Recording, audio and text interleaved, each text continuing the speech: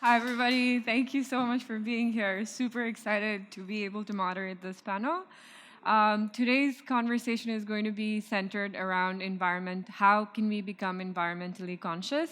And among us today, we have Sohel Ahmed. I welcome you on the floor. Please, he's the Managing Director at Grameen Shakti. Thank you, Mahenaz.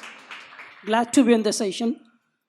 And next we have Nazmul CEO at Avijatrik, joining us today here. Please have a seat. Thank you so much for joining us. And online, we have three other very, very interesting members joining us today. We have Judith Joan Walker, Director of Operations at African Clean Energy. We have Kate Carrillo, Program Manager at Yunus Environment Hub. And next we have Josephine Nistad, founder of Spark Circular Solution BV.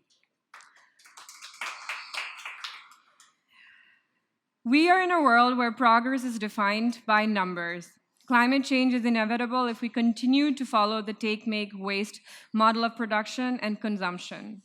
In the pandemic, it has been apparent that we were defined by numbers in the GDP or in the mortality rate. I think it's time to change that. I think it's time to have the real conversations with people about how do we bring about changes where we have respect for the environment and all aspects of the environment as well. To dive into the discussion, I will open with our members by asking a question, and I will request them to introduce themselves as well. I will start off with Sohel Ahmed, and the question is, what is the future of waste? Future of waste, interesting.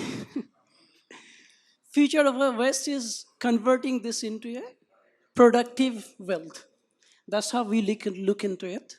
And if you look into the environment aspects of it, we have a lot of ways to use the waste.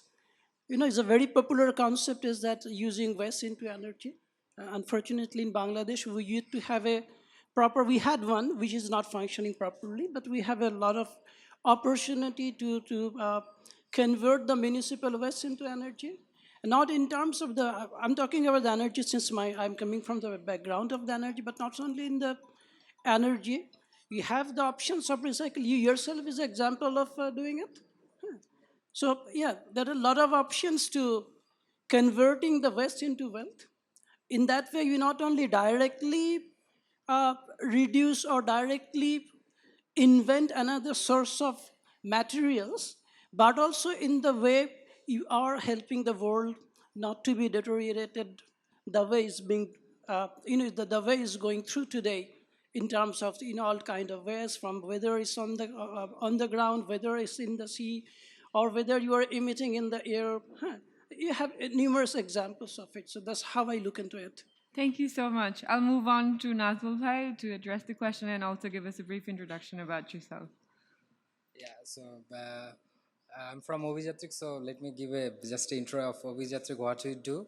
So we are a community-based traveling platform, so we work with the local tourism. So today's we can see our lifestyle is shifting from traditional method to because we are achieving more disposal income, and we have the changes of our culture and economy. We are seeing that people are more likely to spend on entertainment for leisure purpose. So that's how our industry or tourism industry came in. So and we can see that the tourism is kind of a two-edged sword, which generate a large amount of carbon emission that contributes a huge amount in waste, but it also uplifts the culture and provides income generation and community development in so many countries. So that's why tourism is they have two faces. So and we can see the industry is based on environment. We have so many potential source of income from tourism, but this also causing devastated effect on our environment. So an environment cautious is not many people are not that much aware of the environment. So where they are like traveling, and they are like they don't know how they are affecting the communities, how they are affecting the environment. Thank you so much. Thank you so much. We'll move on to Judith Joan Walker, Director of Operations of African Clean Energy. Please give us a brief introduction about yourself and also address the question, what do you think about the future of waste? Hi, thank you so much for having me. I'm Judith Joan Walker. I'm the COO of African Clean Energy. And essentially what we do is we manufacture, distribute, and pre-finance household energy products in developing markets. Currently doing so in Lesotho, Uganda, Kenya, and Cambodia, but growing very rapidly. A lot of people don't realize that about a third of the world still relies entirely on biomass as their main source of energy. We essentially created a product that burns very little biomass without smoke, still provides a sufficient energy for their cooking needs, heating needs, but also a small solar panel for device charging, such as LED lights, mobile phones, small radios. Yeah, and there's a strong tie to waste there in the sense that we're also looking at distributing more sustainable sources of biomass. So rather than charcoal, which uses 8 to 12 kilograms of wood for 1 kilogram of charcoal, we're looking at what kind of agricultural waste and industry biomass waste can be used, processed into something like pellets and briquettes, and then really efficiently distributed. And the nice thing about biomass waste like that is that you essentially have to use local produce, because the most expensive part would be to ship it around the world. So you're then also using local waste streams to create a local resource which benefits people within that community.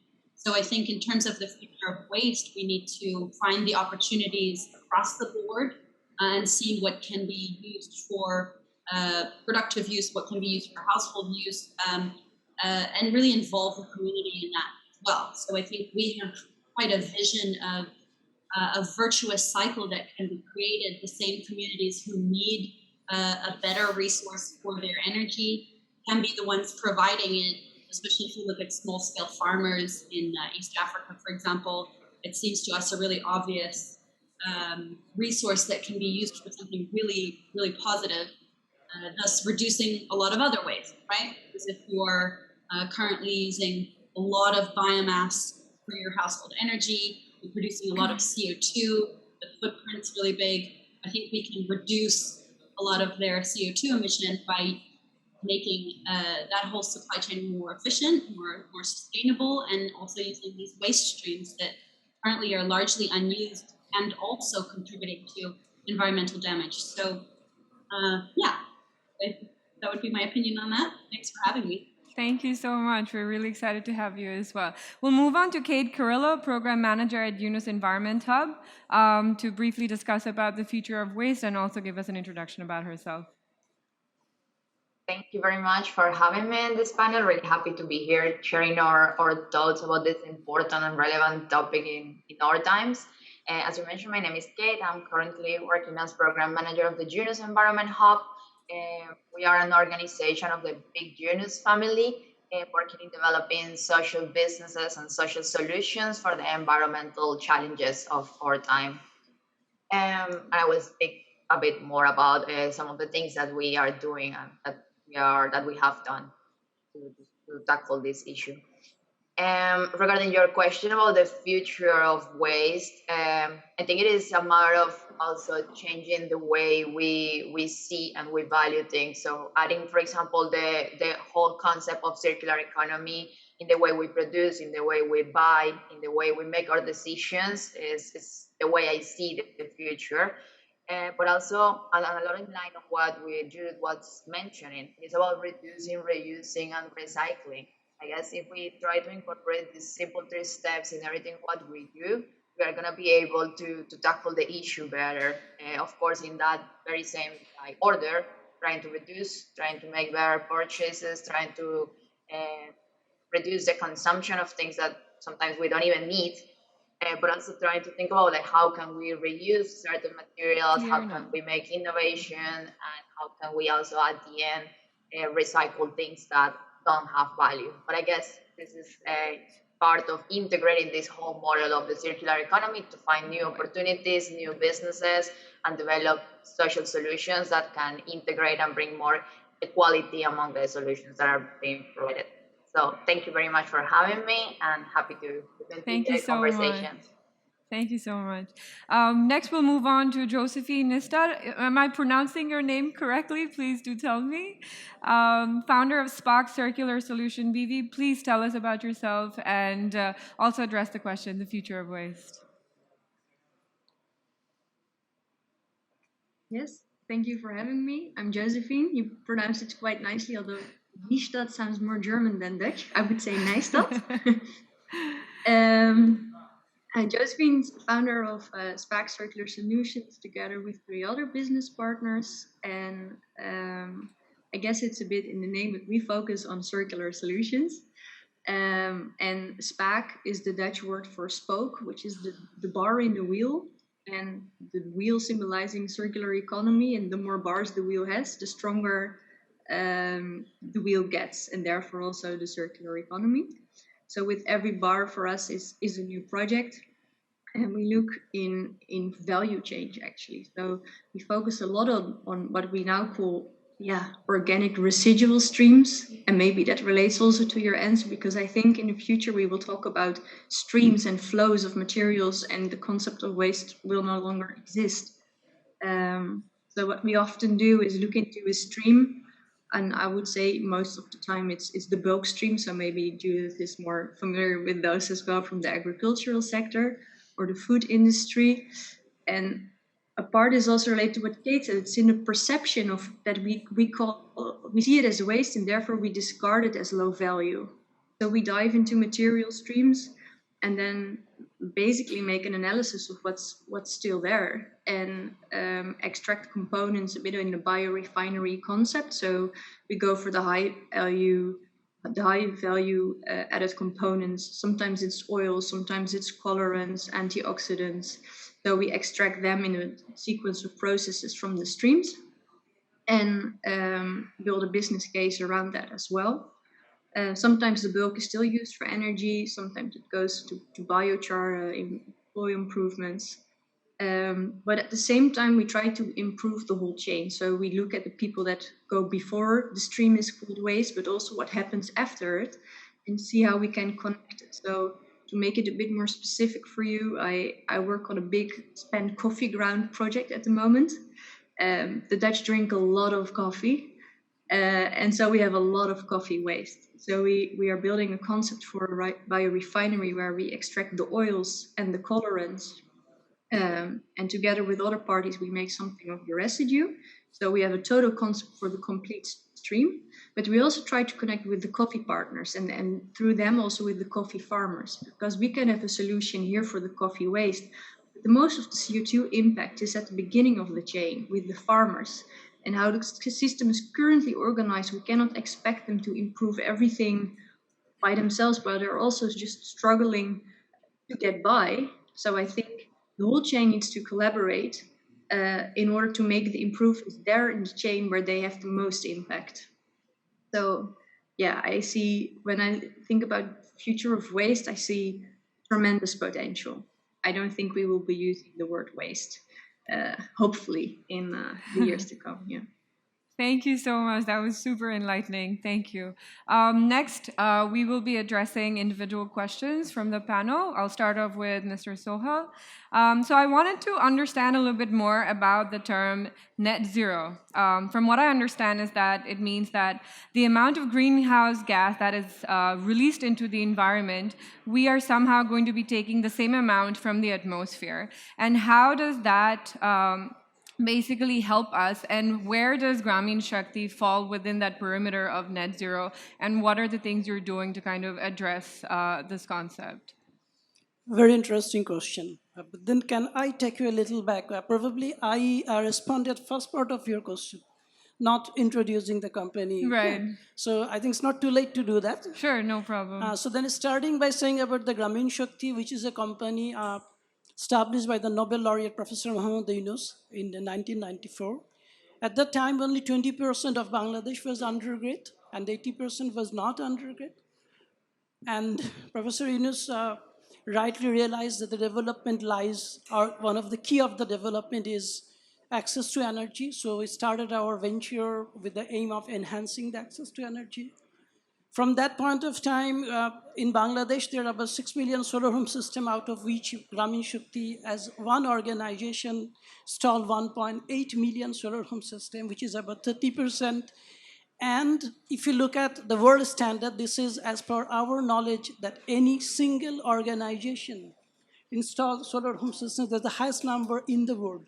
Right. So we are proud to be. We also installed, when you are talking about the waste to energy, we have installed 35,000 biogas plants. You know, this is from the manure or the Right. poultry lettuce and all this. Today, even we are installing about more than 100 biogas plants every month. That's an excellent example of how you're using waste to transform into energy as well as supporting the environment. We have distributed more than 1 million improved cooktop. When you talk about the energy or the net zero, it comes into the function. So these are the milestone Grameen Shakti has achieved from that point of time. And then today we are also working, apart from the other activities, we're working on most of the international organizations. We have project with the United Nations, which is that's with our partner, Amy Solskjaer, which is known as the peer-to-peer electricity. Right. We are working in a Danish project, Eco-Village Development. Again, you talked about that is one of the excellent examples. I'll come into your question later, but that's one excellent example that how you can start from a home, making a home until net zero, and then, replicate it or expand it to a village, and then, advocate it so that the country can take, can replicate through those advocacy examples. We're working with the World Bank We Power, which is empowering women to the powers, facilitating women to participate in power sectors. We're in different, the international agency-based projects. So that's what we do today. Coming back to the question, the net zero. As the SDGs has a target that by 2030, certain goals need to be met. Similarly, in 2050, the world is targeting net zero. The net zero, as you said, that doing something which is offset the similar amount of the carbon which is generated by the functions which I'm doing. It's being done two ways. You cannot directly offset carbon. Like, there are only few activities like, planting do the plantation and the other things, you can absorb the carbon from the environment. But for the net zero, doing something differently what you're supposed to do in a normal way, and in that way, you are saving carbon. For example, if you look at this building, you have a double frosted iron gas in between glass. What happens? It reduces your cost of AC. At the same time, if you are subject to heater, it also reduces the cost of heater. Right. So when you do that, you invested a little more on the glass, but then on the other hand, in future you're saving a lot on the use of energy, and that is accounted as a portion of the net zero. There are a few mechanisms in the world, like called CDM, which is gradually fading out, and GCF is coming, which is known as the Clean Development Mechanism. They have a particular accounting process to measure that, how you measure the certain amount of carbon being offsetted, and accordingly, they also reward you. So it is actually not exactly do something which takes away carbon from the environment, but also do things in a different way than what is the normal way of doing it. And in the process, you are emitting less carbon than it's supposed to be. That's Right. the definition of the net zero. So today what happened? From Grameen Shakti, there are two ways of doing things. We do from down up, the bottom up kind of thing. And most of our activities are distributed and decentralized. So as I said, through our project, we start from the rural homes. We try to see, like, they're using, what are the basic things? They're using a stove, they're using some, lighting bulbs, and maybe a little bit affluent of those poor, some appliances. We try to change the improved cooker stuff. We try to change up the lighting source from renewables, and then the appliances, the dishes.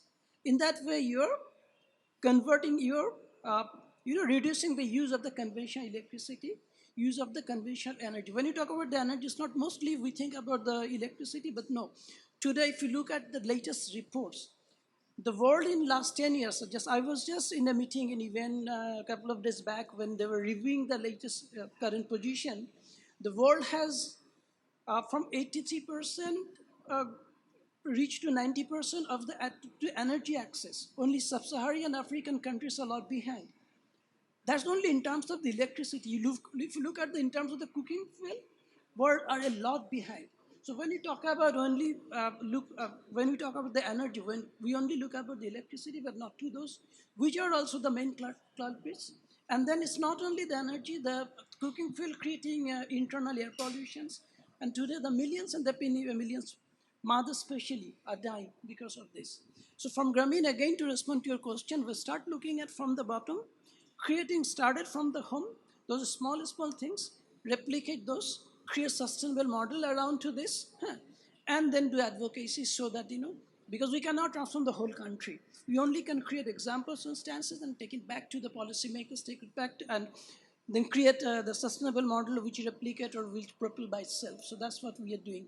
Fantastic. That is such an enlightening thing to understand and hear about. So I feel that connecting that model, especially with tourism, I think that has a lot of interconnections as well, especially for the Avijatrik. I think the fact that you promote local tourisms and which means that you have to kind of figure out ways that you are responsibly kind of taking on the future of tourism as well, and you're making and you're taking on the cultural integrity as a very important role in this factor as well. So how do you put these things together and still become a responsible tourism organization in a country like Bangladesh? Yeah, that's a very good question. So basically, I started my career as establishing a tour company. It's a traditional tour company.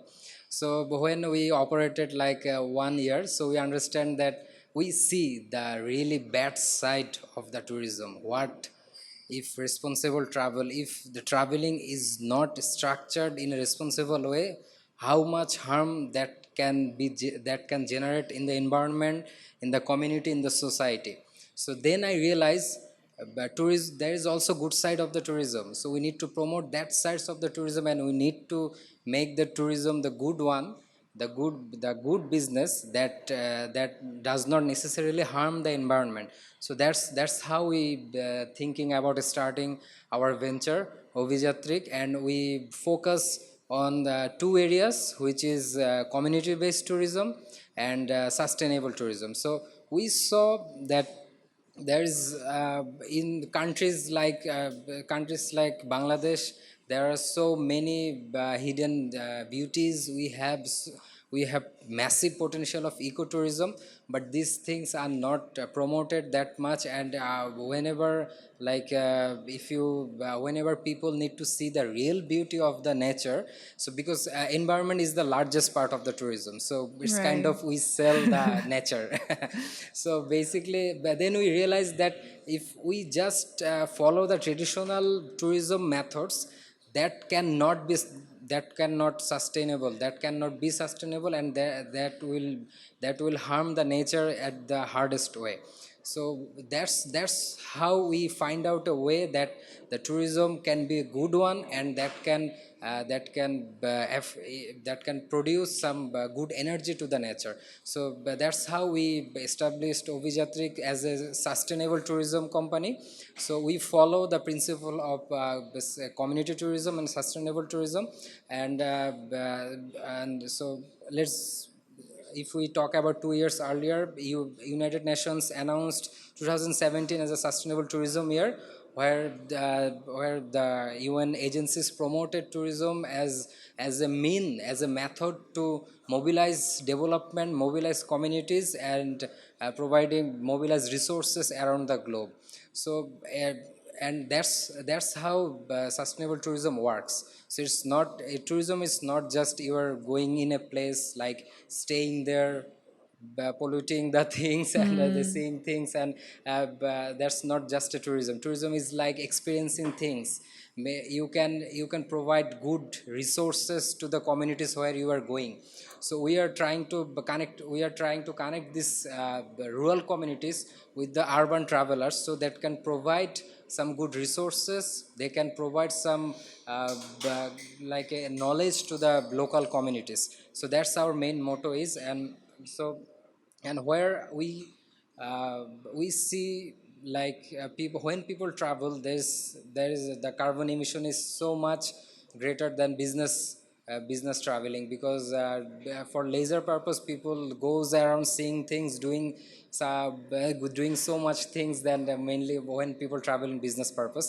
So and that's how the threat comes in. So when, like if you are going to a rural place like a hilly district, where you can see you are going to see the beauty of hills, mountains. So there is you need to, the place need to have the infrastructure to support your entertainment. And so that's not a easy job for the government, local authorities, and the communities. But sometimes traveler forgets all of this, and they just get going with their how their minds want to see things, how they want to do things. And countries like Bangladesh, where we have so little resources to occupy. We have so this type of countries face like pollution, traveling pollution is so greater than the developed Right. countries. So we Right. see that when people goes in a community, there's a cultural interchange. So if you we have we have around more than 50 communities where we are hosting people. So these communities, when people go to a community to see the communities, to live with them, we provide them a list of things they should do, they should not do. And I Fantastic. think that people, but we surprised that people sometimes feel that what I should not do that, but they don't feel the necessity of it. So people usually don't aware of these issues. Even we get to work with some NGOs in Bangladesh, where they're trying to figure out a way to educate people. Even we are talking with a good I cannot reveal the name, but we are talking with a big non-profit organization. They are like they will be establishing a community-based tourism project around the mangrove Sundarbans. So and they are saying that they will have a 1 week training program before visiting the place. So that's how the responsible traveling education needs. Thank That much depth and knowledge we should be gaining before we are traveling. Because if we not travel responsible, so the people, if we are not just only polluting Right. the environment, we are also affecting the people living there, we are Thank also you. affecting the communities there. Thank you so much, That's it. Nazmul. That Thank was you. very enlightening for all of us to keep in mind. We'll move on to Judith. I wanted to kind of connect the zero net concept with your work as well. I feel like that's very coherent with the kind of work that you're doing, and also and also kind of wanted to understand that, according to you, in your ideal future, what is the scale of change you foresee, and will that be enough to reduce our carbon footprint, to turn things around from the impacts of climate change? Big question. Thank you very much. I actually kind of wanted to link a little bit back to what Sohel was saying earlier as well, because I think that's also has to do with our vision. The idea that, we've put in massive efforts to connect people to electricity, but I think there's still this really deep misunderstanding that the difference between energy and electricity. And as he mentioned, the fact that these cooking solutions still really aren't, it's still a third of the world. This is 560 million households or so are still relying on biomass, whereas I think it's something like a tenth of that don't quote me on that, more like a fifth of that doesn't have access to electricity. So it should be really clear that the link between electricity and actually having sufficient energy in the household isn't one-to-one. And I think this is very misunderstood. If you look at the households that we cater to, 95+% of their energy capacity needs, the actual kilowatt hours that they need, is thermal energy. That's cooking, heating, boiling water, and those things. And then there are obviously televisions and such that need more energy, but really the core basic needs is keeping your devices charged and lighting. And with LED lighting, the capacity that is needed for that is so small. And yet there is this trend towards investing in sort of very large scale grid expansion and such. But that doesn't actually solve the problem. And I think it's important in what Sohel was saying earlier. It doesn't solve the problem for people to have access to basic electricity. They're still using charcoal, open fires, and these kinds of things. And that is where that really negative impact is. And so what's interesting, and especially in sort of the investment space, in investing in energy, even at a really high level, is that I think that investors and governments think they are investing in solving the problem, but they're really only solving a very small increment of the capacity need by focusing so heavily on electricity. I think that's important to sort of pull out there. In regards to scale, I mean, that's it, right? The scale of the problem sort of dictates the scale at which we need to resolve this. Sohel mentioned it as well. The negative impacts of cooking on an open fire or charcoal is 4 million people per year who die prematurely from the effects of household air pollution. Right. That is an unfathomably large number. It's I think something like the 4th biggest cause of premature death. It's primarily women and children who the burden of cooking falls to, collecting fuel and burning it, that falls largely to women and children. And so that sort of determines the scale at which we need to be thinking about this. And yet the sort of cooking technologies space is a little muddy. I mean, there's a heavy focus on LPG, which I think is a solution. However, if we want to get to net zero, do we want to get that third of the world now relying primarily on fossil fuel? Doesn't seem like the right solution to me, especially as we're all trying to migrate away. Now, I'm not here to say, oh, well, since you haven't had fossil fuel, you can't have any now, because I'm not sure that that's fair either. However, it shouldn't be our core focus if we're trying to find really future-proof solutions to rely on a fossil fuel as our way out of energy poverty. I don't think that that's realistic. Scale-wise, we're currently only in 4 countries, but I can, list another 10 that are the next ones I'd like to go to, where people simply do not have access to the energy at the capacity that they need in an affordable way. We also forget that SDG 7 is affordable and clean energy. Now, right. The definition of clean is contested. It depends, are we talking about the household has no more household air pollution? Is that our metric for clean? Or are we talking about something that's also clean for the rest of the world? When we look at the footprints that we're measuring, I mean, I see reports come out where we're talking about the carbon footprint of households and how they're sort of negligible in sub-Saharan Africa. We are not taking into account the fact that they rely almost exclusively on biomass for their energy need. And that has a double negative consequence when done unsustainably, because it's deforestation and you're burning that fuel for your household energy needs. So you're releasing the carbon and it's not being replaced anywhere. Whereas biomass should be this super circular, renewable energy source. It's not being used that way.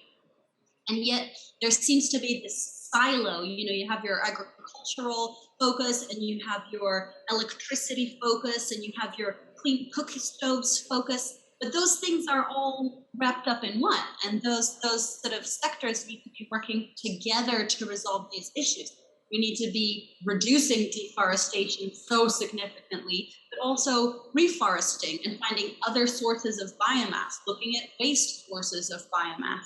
I think there are amazing models, and we're really trying to prove some of those models. There are amazing models that can be used that are super affordable. And when you look at the positive impact that's generated, we need to be looking at monetizing those externalities. We need to look at, all the positive benefits of migrating a household from no energy access, spending a significant portion of their household expenses on candles, paraffin, charcoal, paying the man down the street to charge their phone, still not having enough access. That's expensive. That really adds up. So you have a poverty impact that you have. There's the gender impact and time savings and health improvement and being able to focus on something else. A number of environmental impacts, reducing deforestation, reducing CO2 release, reducing black carbon. I mean, too many to list. This sort of number of impact metrics that you can address with something that costs $150 per household, it's insane to me that there isn't sort of more of a push into the sector. And I really think it's because it's largely misunderstood. I think at even a high level, people do not understand energy. And Sohel was saying, the connection to electricity, we're definitely investing in that.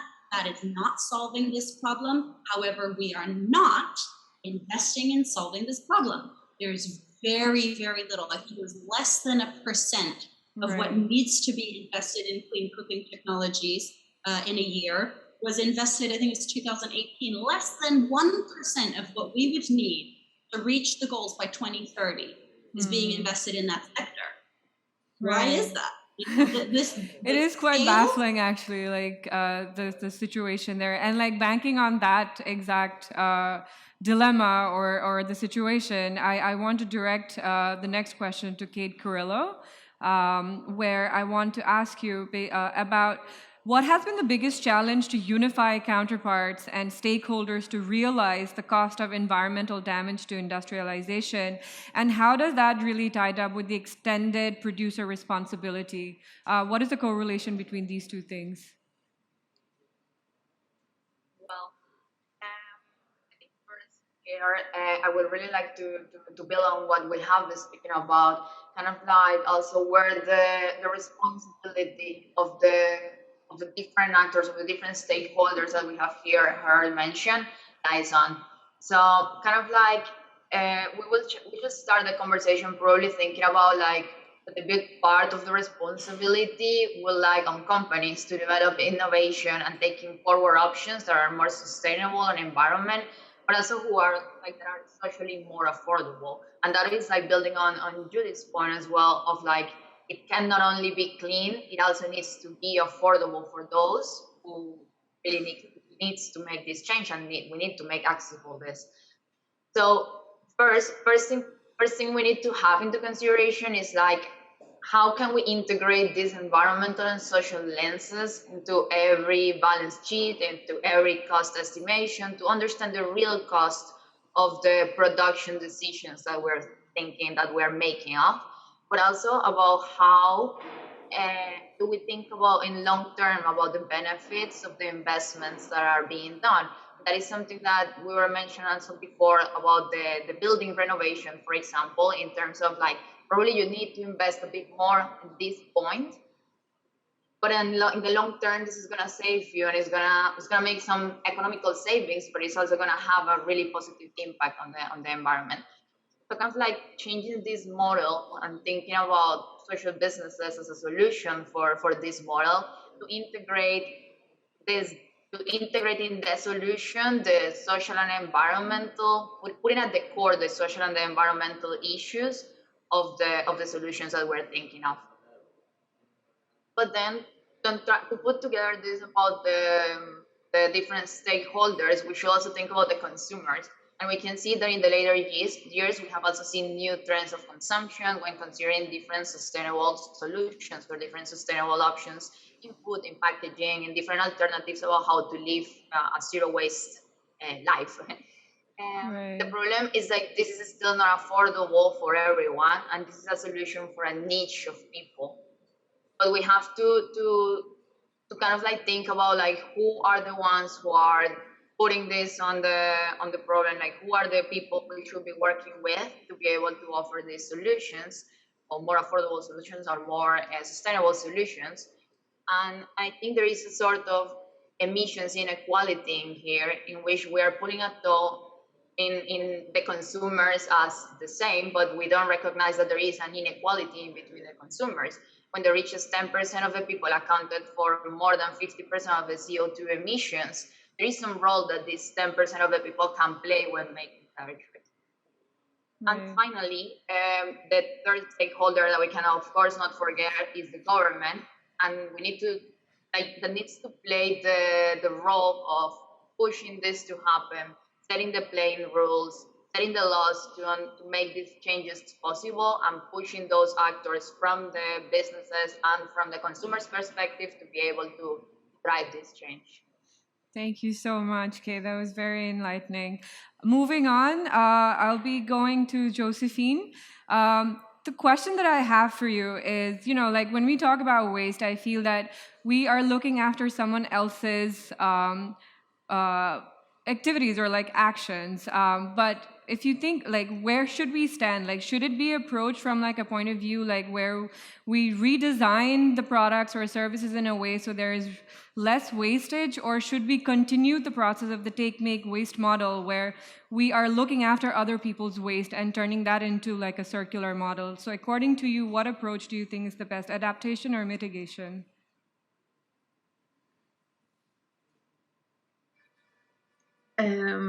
Good questions, but I think it's a bit of both, and that's maybe a bit of a boring answer, but there are some sectors where you have most impact by redesigning at the beginning of the chain, and there are some sectors where it's most beneficial to, or they are already very efficient, but still they have a residual stream, and then we should rethink how to use that flow. So, for example, in agriculture, I don't know if it's easy to redesign mice so that it has less of the stalk with it. So yeah, you always have that the fruit, the part of the plant that you don't use. Is that a waste, or is that a perfectly designed plant?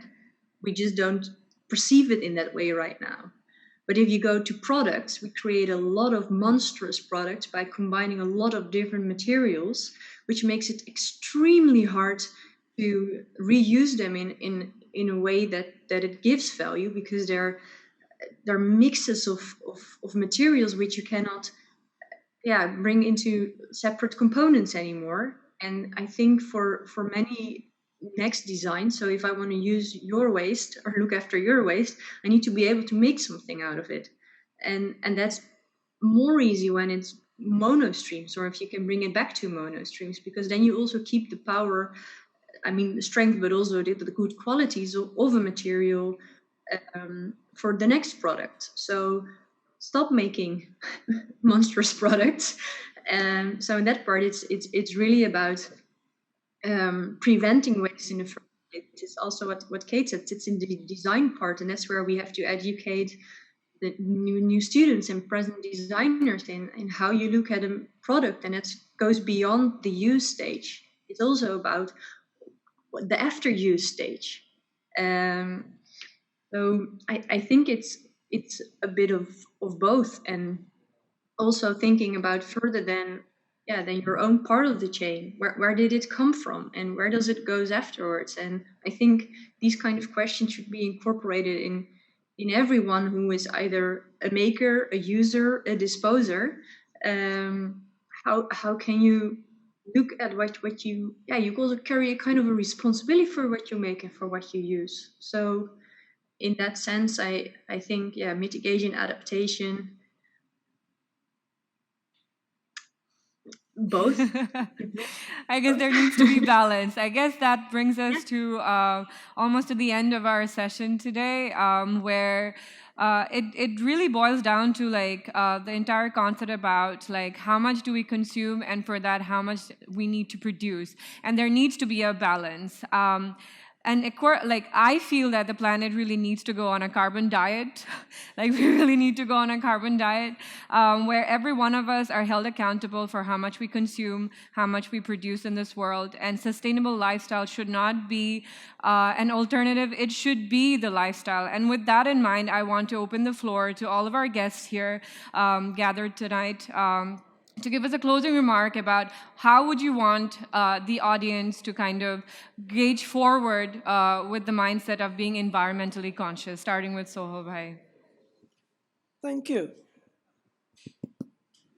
Thanks again. I was just, listening the answers. Not all of the deliveries were very clear to me, but your questions were very, very clear, and all of them were very, very interesting, especially the last one, when people are talking about the balance. When you talk about the command, it in fact is sort of carrying over what you just told. This is to make not as an alternative choice, but to make it as a primary choice. And let this life what we are leading today is a bit of a phase out kind of thing. That is what we should look at. While saying so, it's more thematic kind of thing. If you talk, if you want me to say the exactly action-oriented things, individually, of course, let us choice to the habits which relate to the environment consciousness. Let us choice to, prefer the products which came through that chain. You ask the supply chain, you ask the logistic you're using, all that we can do individually. In terms of the organization we're working, again, we work from the bottom, and we are trying to develop those innovative things. For example, I can keep on saying a lot of things, but for example, as I'm saying, if you see that today, predominantly a lot of electric vehicles are running in the city, which were not the case. Interestingly, even a year back, these were not legal, not illegal, in the sense that this being imported in a legal channel, but they were not given the road permits because they're not the proper infrastructure was there. When I'm saying about the infrastructure, this is basically the charging. People tend to take the electricity, steal the electricity from the grid, which is a huge hazard for the local or the governments. And we are trying to see a lot of options, like, there are solar irrigation pumps from where the ideal electricity is, we are giving it to the grid and taking it back to the mobile, the battery charging. So a lot of innovations there. I'm trying to highlight a small thing since you're talking about the West. Look at the standard world, the Western worlds. They don't have those vehicles mostly. They have SUVs or the sedans where they use batteries. In Bangladesh, those vehicles, the batteries they use are mostly cheap in the sense of cheap quality and the cheap price. The better technology which is used there are a higher version in terms of both quality and the price. What we are looking at today, there are representatives of the Yunus Hub. We have already just talked to them about this. You can import those expired batteries for sedan, which has enough life for three-wheelers like those, retrofit it, and then use it. There is a disposable cost for them. There is a disposable cost for them to dispose those batteries. Now, at one side, you are helping to save those costs. At the other side, you are giving batteries to the vehicles, which are no carbon emissions, and saving a lot of costs. So there could be the innovative ways. All of us, if we, apart from our individual lifestyle, all of us not only looking at the government only, of course, they have their duties. They have to see whether the mix of, the master energy plan, what is the mix, how much is the coal of there, and all that is there. But for every individual's point of view, as you are looking from the viewpoint of the fashion of the clothes, we are from the viewpoint of the energy. So if all of us trying to see that how we can do this as a country like a decentralized and distributed solution, which would be accumulated in a force and in a synergic quantum result, giving us a better net zero world. That's how I look into it. Thank you. Thank you so much. Nazmul bhai, if you could just share us very briefly, like, what would you want to address to the audience about being environmentally conscious? Yeah, so every footprint we take, we emit carbon. So we should be training our mind in that way that we should be held responsible for what waste we are generating. And I know there's a lot of people out there who are ready to become a change maker, and I would like to remind you all, when you travel, make your mind in that way that you are a change maker. You can provide positive energy, positive resources to the communities, to the destinations where you are traveling. And I would like to encourage every traveler to talk with the local, immerse in a different culture, and just simply travel, not just make a tour. Thank you Thank you. so much. We'll move on to Judith. Thank you.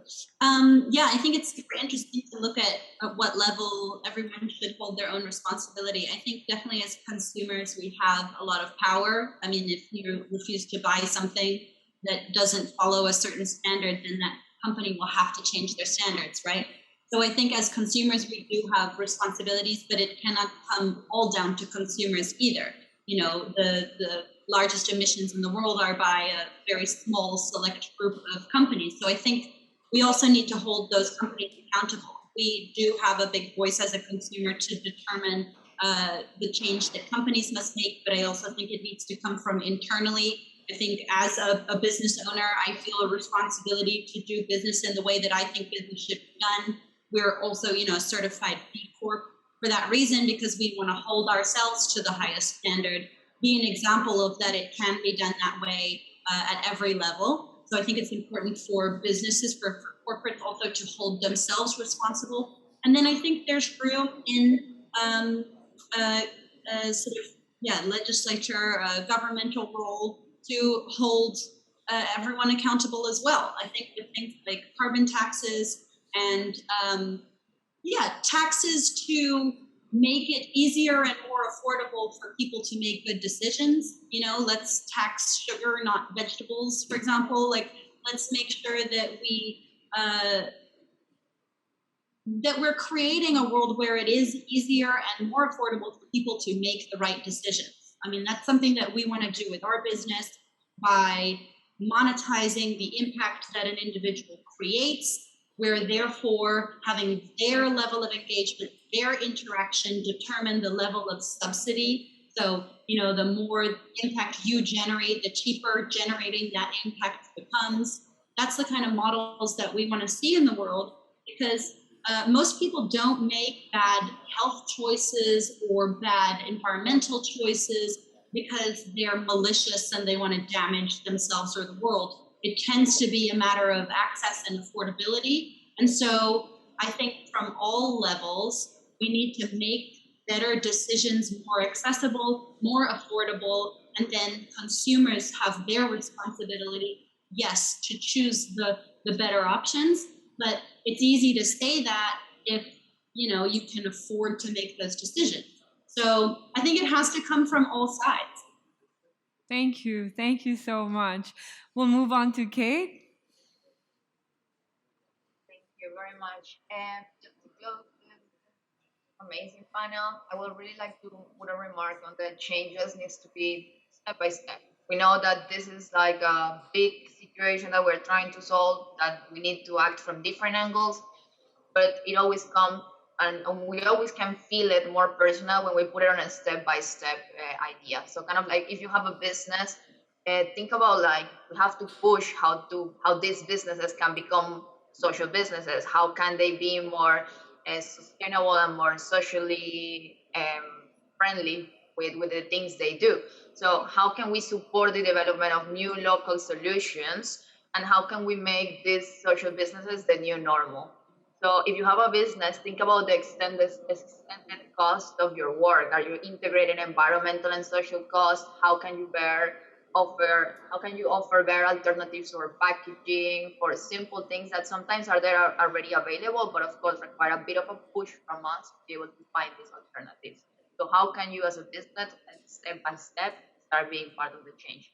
But also as a customer, how do you make better purchases, informed decisions? How can you change your toothbrush? You have to start somewhere.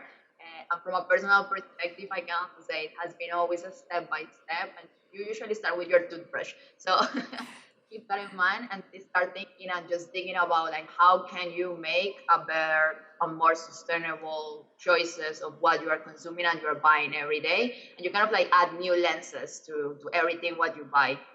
And of course, third, because we cannot leave them aside, if you have kind of like a role from a government or can you have the power to influence some policies, some laws, I think this is the framework to be able to make this possible. So how can you support innovation? How can you support the development of sustainable materials? How can you change policies, push these big actors or these big polluters as well to change and to make easier for customers to make these sustainable decisions? Thank you. Fantastic. Thank you so much for that insight. Last but not the least, we'll move on to Josephine to tell us and help us understand a closing remark to the audience about how can we move forward being environmentally conscious. Well, thanks. I think if I personal, and sometimes I get very frustrated because there's all these big institutions and there are so many crises. So we have the climate crisis, we have the COVID crisis, we have migration crisis, we have resource crisis, we have energy crisis. Oh God, there's a lot of crises, and that is a good. I mean, it's good to be aware of it, but it's also a bit paralyzing, and then you look at the institutions that's supposed to know everything, and they put deadlines in 2050, and I'm like, yeah. That's very far away, and if I have to, if what gives me energy is work on the things that I can feel and I can touch, and I'm not really out there trying to change the big institutions because those are so slow and not agile, and before you get people to change it, sometimes it's easier to just start. And it was already mentioned before, there is so many ideas out there, there are so many solutions already out there, there's so many technology that already work, so it's also time to start implementing them, and that can be done tomorrow. And I think we also live in a society where we are more connected than ever, and we're also we have a problem understanding each other. So I would also say just start the conversation and try to figure out, hey, what is it that the other person needs? Because in the end, people do business, not companies. So what are the needs there? And within all these, for example, the sustainable development goals, there's 17. Find something that gives you energy and work on that. And that doesn't need to be a game changer that tomorrow the world is different. That can be something that helps your neighborhood or your neighbor. And these small changes is what we need, because that also creates the snowball effect. And I believe if you do the things that give you energy, that also makes your internal motor work well. So I would like to give that to you, or to think about like what gives you energy, and start working on that, because I think that's the most sustainable thing you can do, and also for the world. Yeah. Fantastic. Thank you so much. I think that's a wonderful question to open with and to end the session here tonight.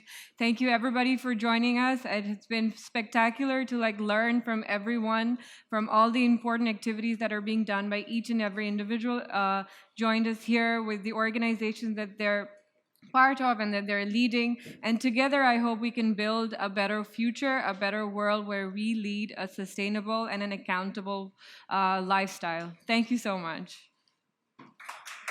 Thank you. Sorry? Yes, of course.